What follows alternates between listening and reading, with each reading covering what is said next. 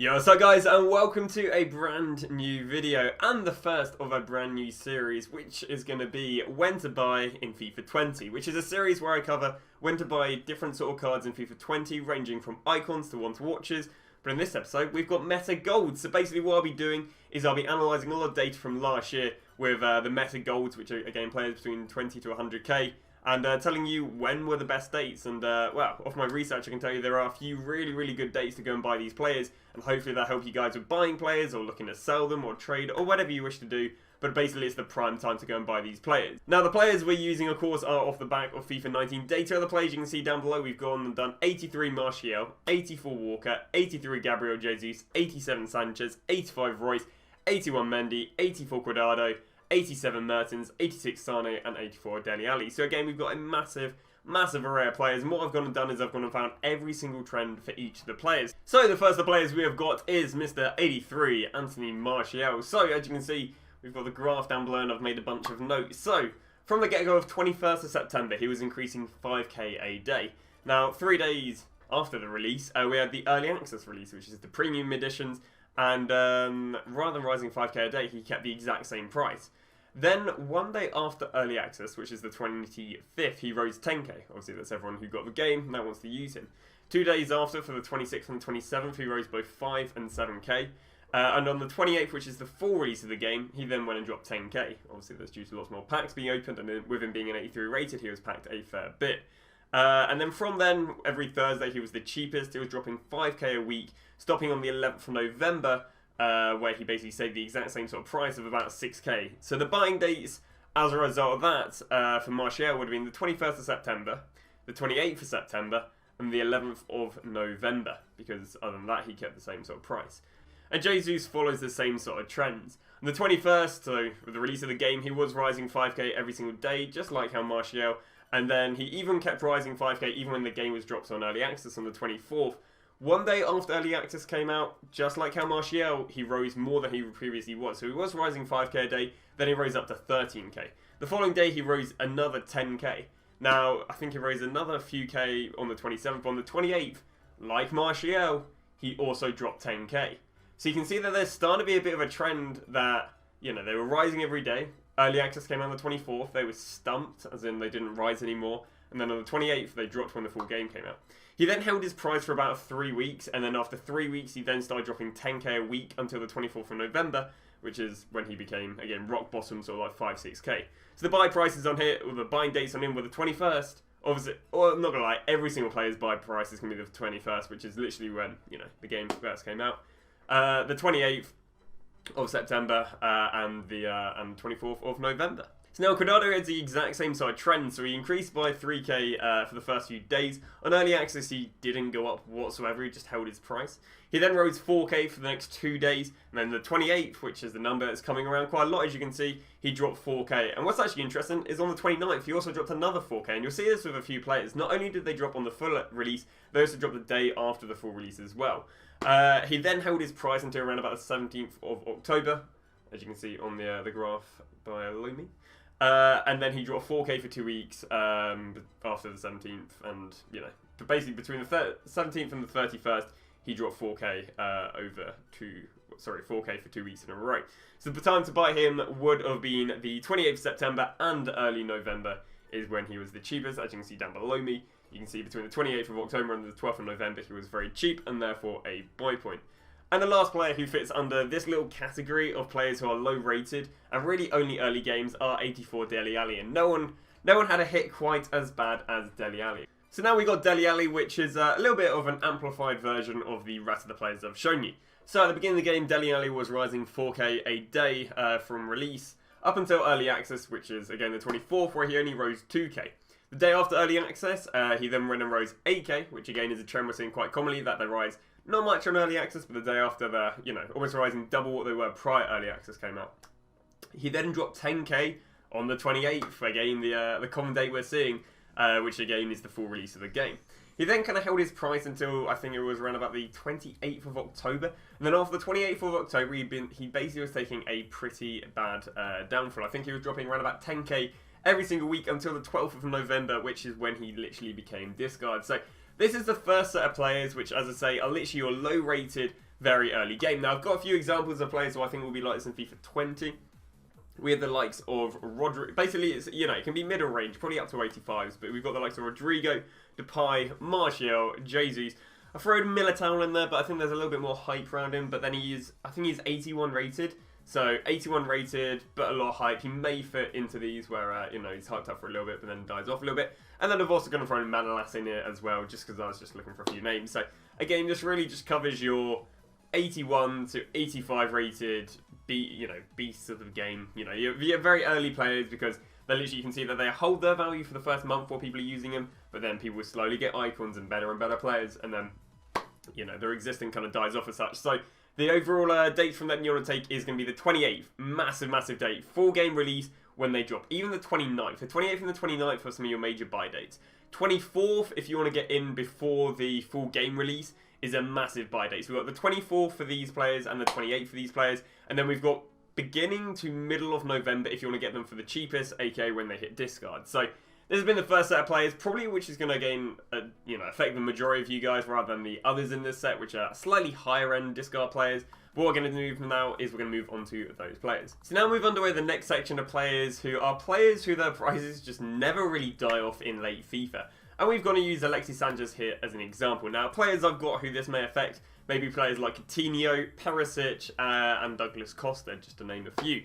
So he follows the exact same trends as we get normally, where he rides about a 7 to 10k very early game for the first few days. Then the 28th, when the full game is out, he's dropped 10k. Again, can we've seen.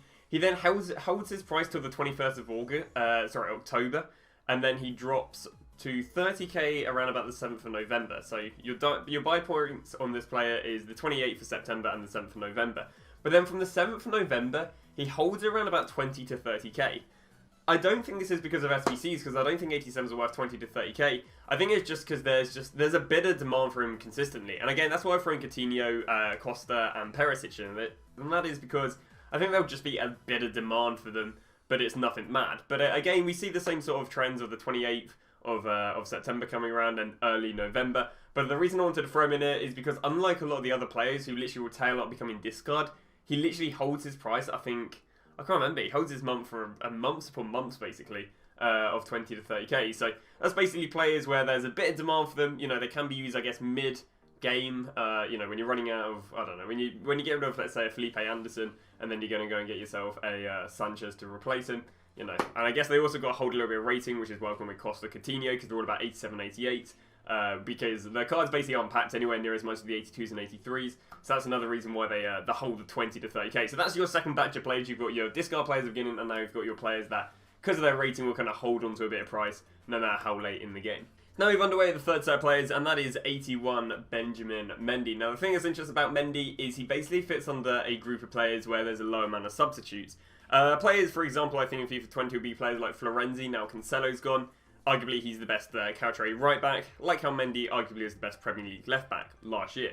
We also have the likes of Guedes and Lamar, because there aren't actually too many La Liga left wingers, unless you have a dying urge to go and use 91 Hazard. So I've got to put Florenzi, Guedes and Lamar, because again, I think they're players where there's a low amount of substitutes, just like how Mendy was last year. Now, Mendy again followed a lot of the trends we've seen in the other players, where they rose 2k every single day from release. You know, early access didn't stop this guy. Full game did stop this guy. He was rising 2k every single day. Game came out and he did drop down 2k. You can see then he rose up again, and he basically held his price to about the 15th. He held about 15k until the 15th of October, which is quite impressive. He then went and dropped 2k every few days from then. Obviously, he's packed quite a lot, and then there's less demand, probably more alternatives being used. And then basically, yeah, he dropped all the way down to the 12th of November when he basically became discard of about 2-3k. So that's basically the cycle of how players with a low amount of a low amount of alternatives are, because unlike where it is like the 24th being a buy point, you've got the 28th, and then there really isn't a buy point until again around about mid-November, because of course he just holds such a high price. So there we go. But the problem is he's 3-4k. The thing with Mendy is he's such a cheap player in the first place. 15k for Mendy isn't the end of the world, and that's kind of why he holds his prices, because people really just justify paying 15k rather than, you know, 20, 30, 40k for a Sanchez or whatever. But there we go. That is players who have a low amount of alternatives, unlike, let's say, left wings in the Premier League, where you have Anderson, Martial, Son, Sane. You know, there's enough to think about, sure. But yeah, on to the next set of players. So we're now going to go and end this video off with, or end off the players until we get a final conclusion, with the best in the category. So we've got the likes of Walker right here, who was the best Premier League right back. We've also going to be using the likes of 86 Sane, who arguably was one of the best Premier League left wings. Of course you had Hazard, but he was up there with literally one of the best. I think it's better than Son, better than Martial, better than you know, Mane as such. So these are basically the best in their position. We start off with Walker. Now Walker, on the 21st, he was rising 10k every single day, with the only exception being the 24th, which is the early access, where he only rose 5k instead of 10k. He stopped rising on the 27th. He consistently was rising 10k. On the 28th, he dropped by 5k, which is literally the buy point for Walker. So because these players are so demanded, you'll see that unlike middle of November or end of November, these players didn't drop, because they're just consistently demanded, and it's a lot of time people will outgrow, let's say, I don't know, Antonios or Auriers and that lot, and they'll move on to Walker, which means there's just consistent demand for him, even with more and more being packed. So, yeah, really the buy points for this guy were the 21st of September, obviously on release, 28th of September, that was the 5k drop, and then about I think the 18th of November is the cheapest we saw him, and then honestly, he just held, I think it was around about 80, 90k until, for months upon months, basically. Yeah, he kept rising every week till the 26th of October, and then he dropped 5k a week till the 18th of November. Sorry, so yeah, 18th of November was the buy price on him. So the same sort of thing here with Sane, not quite to the extent, because you will see where they actually drop off at the beginning of November, where a lot of the players you will see have done. But you can see that he didn't drop off and, you know, stay discard like the players like Martial and so on and so on. He kind of dropped off, but then stayed around 100k, which is pretty mad. But let's go through the pricing of him. So on release date, he rose 13k, which is the 22nd.